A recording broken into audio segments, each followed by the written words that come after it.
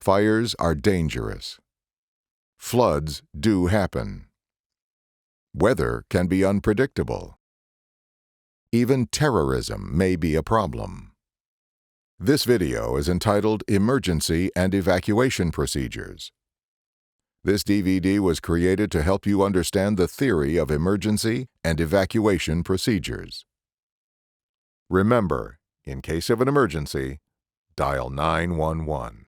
This course is designed to give employees the skills and understanding of emergency response safety so you can minimize the risk of injury and maximize safety compliance. This video will help you develop your skills and response time. You are an important factor in providing a safe work environment and a successful and efficient operation. During training, you will be shown primary and secondary exit routes in your work area to use during an emergency. You will also be shown where the evacuation routes are posted, as well as a diagram locating assembly areas outside the building, where employees should report. Always be able to locate emergency exits, eye washes, and emergency showers in your work area. When faced with an emergency, first go to a safe location before you determine the nature of the emergency. If you have a medical emergency, stay with the injured person, call out for help, or call from the nearest phone. Always keep sight of the injured person. In an emergency, stay calm and don't panic. Walk, do not run. Stop what you are doing. Place your tool or equipment out of the way so no one can trip over it, and do not block any exits with them. Immediately leave the building through the nearest emergency exit. Do not use elevators. In case you are trapped on an elevator, use the emergency button to call for help and give the operator the elevator's location. In case of a power outage during an evacuation, stay where you are until the emergency lights come on. Once outside, find your designated meeting spot and report to your supervisor for a head count. Whenever it becomes necessary to evacuate the building or section of a large facility, you are to follow the designated emergency plan. Each building is different, so when you are assigned to a new building, you will need to familiarize yourself with the main and alternate exit routes. Evacuation alarms are loud horns, bells, buzzers, and flashing lights. They are probably going to startle you. When a disaster strikes, you may not have much time to act. Learn how to protect yourself and cope with disaster by planning ahead for your survival. Remember your emergency numbers to call. That's right, 911. When you call 911, you need to give them your name, company name, type of emergency, and the location of emergency, such as the building, floor, nearest office, or room location. You should give them as much information as they ask. After you hang up, contact your supervisor or your manager. Now we will discuss emergency procedures. Respond to every alarm as if it were a real emergency, and follow the evacuation procedures. When an emergency occurs, alarms will sound throughout the facility, and visible strobe lights should be activated as well. Stop what you are doing. Secure operating equipment if you can. Place your tool or equipment out of the way so no one can trip over it. Do not block any exits. Do not attempt to bring any equipment with you when exiting the building. Immediately and calmly go to the nearest emergency exit and leave the building. Do not attempt to gather your personal belongings. If you discover a fire, pull the wall box fire alarm to activate the alarm system as you move to the nearest emergency exit. In the event of a natural gas or a toxic gas leak, make a verbal announcement to other employees in the area to alert them of the possible condition, and immediately evacuate the area. Immediately report what you know you saw to your supervisor or building representative. In the event you strike a sprinkler head and the alarm sounds, You should immediately report to the on-site security or site manager to explain what happened. That person will alert the fire and police that no emergency exists. In the event of a situation which doesn't require total facility evacuation, carefully listen to instructions provided by your supervisor or on-site security. If you are not in your work area when an alarm sounds and are unsure of the appropriate evacuation route, find a fellow worker to help you locate the nearest exit. The most effective way to protect yourself and others from fire is to identify and remove fire hazards. Preventing fires is everyone's job. We all need to be alert to anything that could cause a fire and take responsibility to report any problem areas so they can be corrected. Here are some general tips for a fire-safe workplace. Practice good workplace housekeeping. Do not block access to exits and emergency equipment. Never block sprinklers, firefighting equipment, or emergency exits. Place oily cleaning towels in a covered metal container. This waste must be properly disposed of on a regular basis. Maintain equipment to prevent overheating. Report electrical hazards. Many fires start in faulty wiring and malfunctioning electrical equipment. Never attempt electrical repairs unless you are qualified and authorized. Maintain free access to all electrical control panels. Material or equipment stored in front of the panels would slow down the shutting down of power in an emergency situation. Use and store chemicals safely. Read the label and the material safety data sheet to determine flammability and other fire hazards. Provide adequate ventilation when using and storing these substances.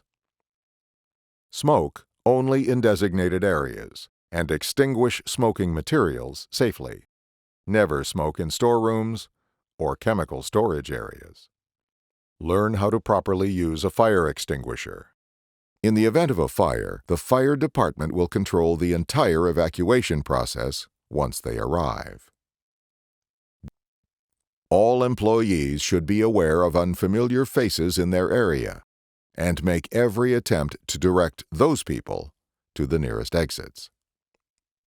Do not attempt to re-enter the building until the all clear is announced. A tornado warning means a tornado has been sighted in the warning area. Usually, warning sirens will sound from the city or town.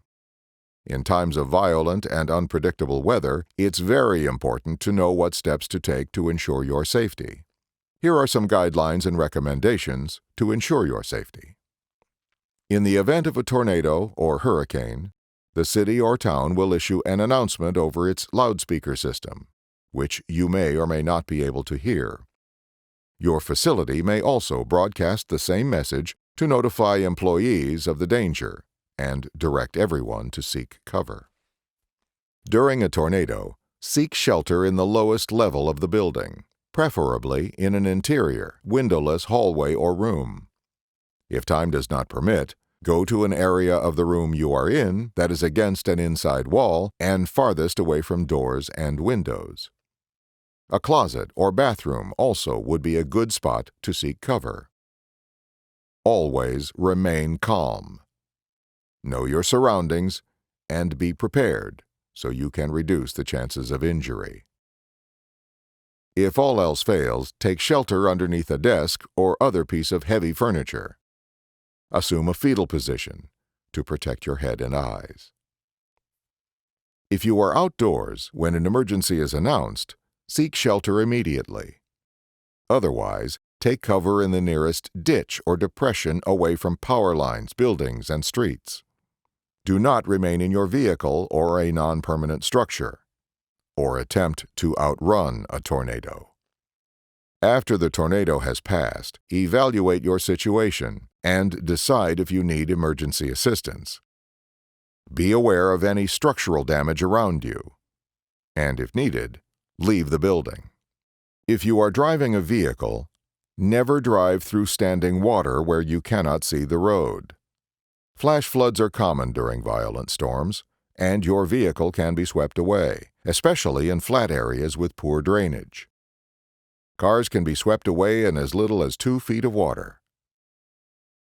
Your managers should monitor local weather conditions via cell phones, local news stations, radio stations, or weather websites. If your site is closed due to a winter storm, your manager will notify you if work for the day has been delayed or terminated. You may be required to call your manager or supervisor before your shift begins during a bad winter storm. They will determine if critical personnel need to report to work. Once the winter storm has ended, your manager will coordinate when you are expected to return to work. In the event of a terrorist and/or bomb threat, an announcement will be made by a member of the security team or from the police or fire department over the speaker system, directing all employees to evacuate the building and where to exit. It is extremely important that from this moment forward, to not use any cell phones. Use handheld radios until the danger has been eliminated and an all clear has been announced. Cell phone usage could detonate an explosive device that has been placed on the premises. If the person making the threat has indicated where in the facility the bomb is located, make sure all personnel are moved quickly and orderly as far away from that area as possible. A minimum safe distance is 300 feet. Employees should not be allowed to re-enter the facility for any reason until an authorized member of the management team gives the all clear. If you are involved in a chemical or hazardous waste spill, let the facility's hazardous response team or the fire department's hazmat team take charge of that situation. All employees should leave the area. In the case of a dangerous chemical spill or leak, you need to either contact your manager or call 911. Notify them the location of the spill. If possible, describe the chemical and size of the spill. Your manager will discuss beforehand what type of spill will require what type of action. Properly trained and authorized team members will have access to a chemical spill control kit. Spill control kit usually consists of 1 liter of absorbent pillows, absorbent pads, a pair of nitrile gloves, a pair of specialty gloves, a pair of goggles, and disposable bags. In case someone suffers from electric shock or is electrocuted, don't touch the person until the power is off. Once the power is off, immediately call 911. Stay with the person. Try not to move them. If your worker is burned, only rinse minor burns with cool water and cover with a clean, dry cloth. If there is blistering or worse, get medical attention immediately by calling 911. If you encounter a fire, don't use water or touch the burning object.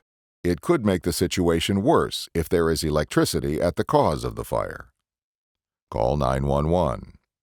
If you can easily and safely turn off power, do so if you know how. You can use a multi-purpose fire extinguisher if you are trained to do so. If there is too much smoke, safely exit the building at once and call 911. Leave the firefighting to the experts. Usually, a fire will create smoke and smoke rises to the ceiling. This means you may have to crawl to get out of the building. You may need to cover your nose and mouth with a cloth to breathe. Use the posted evacuation routes to direct you out of the area or building. Whether it's a real or false alarm, personnel will treat each situation as if it's real. If there is an earthquake and you are inside a building, try to go where objects are less likely to either fall from above or fall on you from a wall, like shelving with equipment on them. During an earthquake, you will need these 3 safety steps to follow. Step 1, drop to the floor. Step 2, take cover under a table or desk to protect you from falling objects.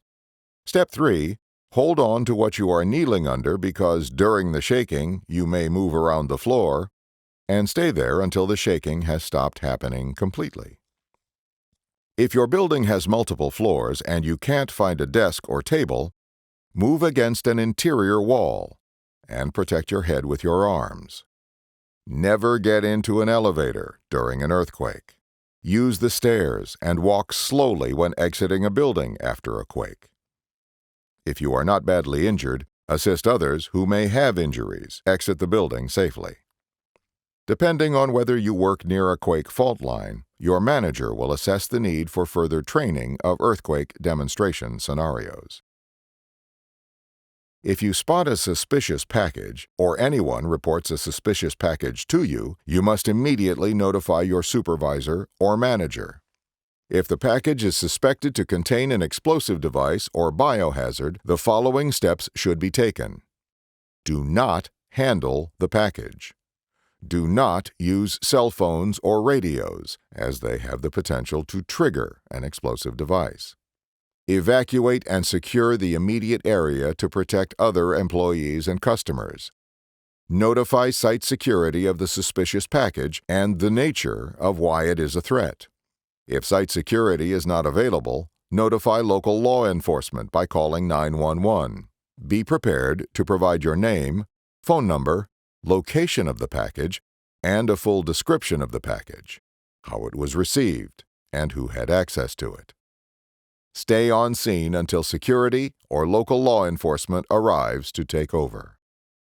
Your supervisor should set a schedule to test smoke detectors each year and check the pressure indicator on your fire extinguisher monthly. Ask your supervisor where is located a first aid kit in your facility.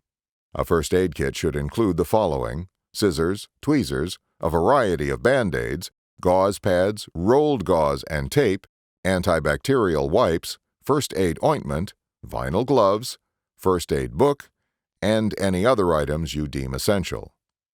Remember, your kit is for first aid, not ongoing care.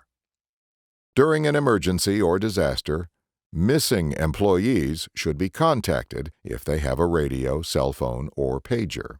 If it is not possible to contact an employee by calling them, notify building security so they can help locate the employee.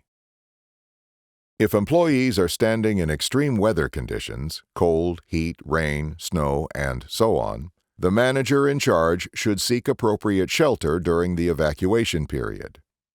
During an emergency, never use elevators. Take the stairs instead. Elevators can be a death trap, since they depend on electricity to operate. Walk down the stairwell stairs rapidly, but do not run or panic. Try to keep calm. This is critical. Keep to the right. Keep moving until you are safely from the building. Follow instructions from police and emergency workers. Ask your supervisor if you need any additional training on emergency and evacuation procedures. We know you will do a good job. You've now completed this DVD on emergency and evacuation procedures. Please contact your training supervisor.